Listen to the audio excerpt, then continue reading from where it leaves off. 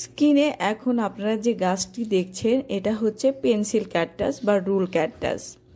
এই গাছের বিশেষত্ব শুধু ডালপালা হবে, কোনো রকমের পাতা হবে না। এই গাছটা খুবই সুন্দর, আমার পছন্দের একটা গাছ।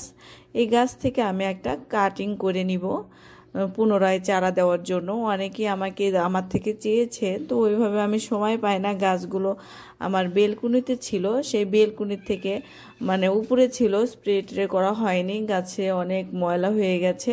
তো যাই হোক, গাছ থেকে আমি একটা ডাল কেটে নিলাম এটা কাটিংয়ের জন্য। অনেকের কাছে ফাঙ্গাস পাউডার টাউডার থাকে, সেগুলো অনেকেই দিয়ে নেয়, কিন্তু আমার কাছে কিছু নাই। বিশেষ করে এই পেন্সিল ক্যাকটাসে কোনো কিছু লাগে না।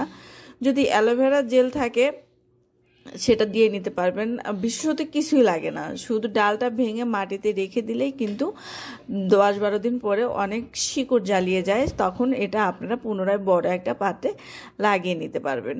তো দেখতে পাচ্ছেন হয়ে গেল আমার পেন্সিল ক্যাকটাসের কাটিং।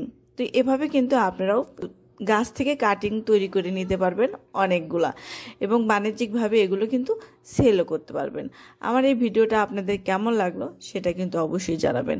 আমি অনেক অনেক গাছের যত্ন ভিডিওগুলো নিয়ে আপনাদের সামনে হাজির হব।